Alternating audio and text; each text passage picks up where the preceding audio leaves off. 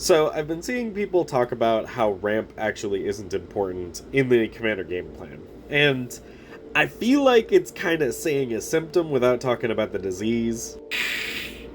Which is hilarious right now because, man, I'm suffering from like one of the worst cold fever bullshits I've ever had to deal with in my life. Now, a good buddy of mine was talking about a deck that he wanted help with, and it was Noctis. Noctis lets you play artifact spells from the graveyard by paying 3 life and gains lifelink. Alright, and he's got lifelink. Now, when we're talking about like how a deck actually functions, you have to think about it with damage, okay? Now, there's always, whatever you're doing boils down to damage every single time. Playing tokens means lots of things are hitting for damage, and it's hard to block them, and it's hard to get rid of the one thing that's getting damage through, because lots of things are. Commander damage.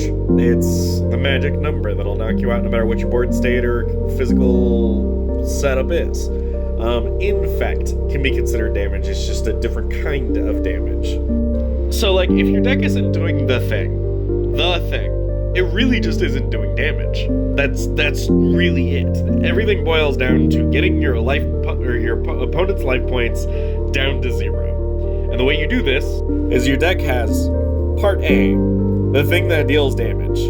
Now, for instance, if you don't have, I'm gonna ballpark and say 25 creatures plus your commander or more, you better be doing some exceptional damage with something else. Because you really need something that can do repeatable, guaranteed damage.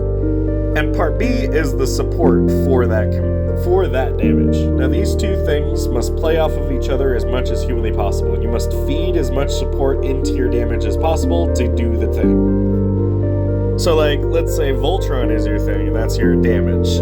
Well, you can have Hammer of Nazan be your support for your damage.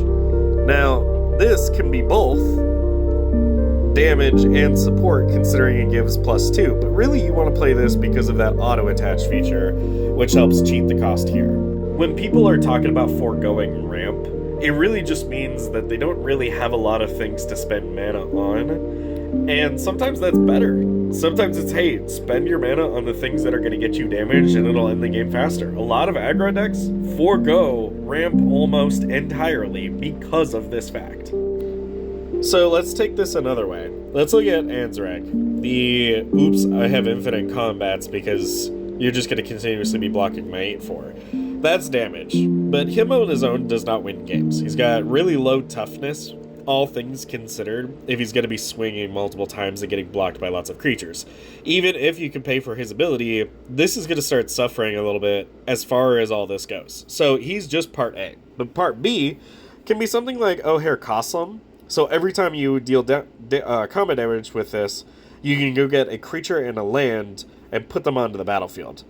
What's great about this is you can keep doing this back and forth, allowing this to combo into itself, allowing you to have support pieces that continuously get you into damage.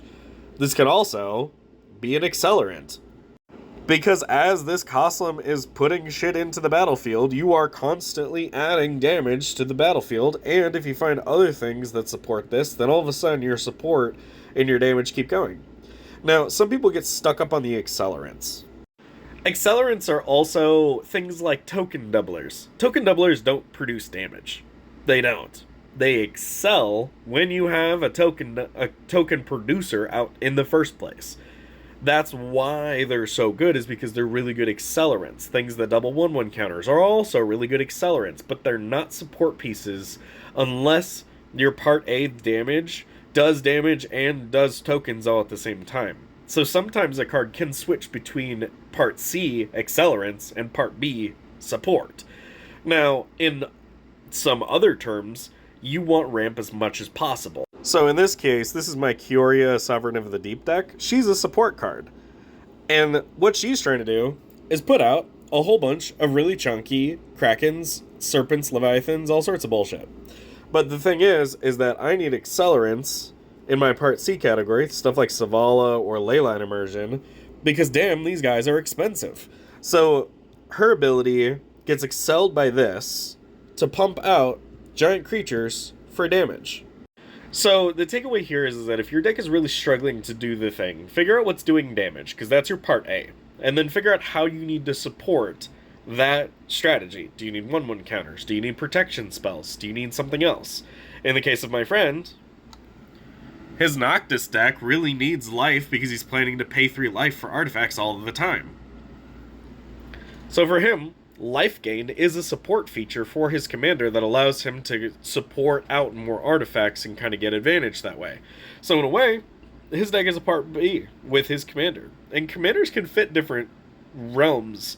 For instance, they could be part C accelerants, or they can be supports. They don't have to be damage, but in the case of it, you need to know which is which, because if your commander draws a bunch of cards and produces a lot of mana, something like Inga and Esika that produces lots of mana and draws you cards, maybe you really don't need card draw or ramp in your deck because your commander just fits all of the boxes and does all of the things. So if your deck isn't doing the thing, look at how much damage you think you're going to put out. And if you want a quick trick on this, place all of your cheapest creatures in a row in mana value.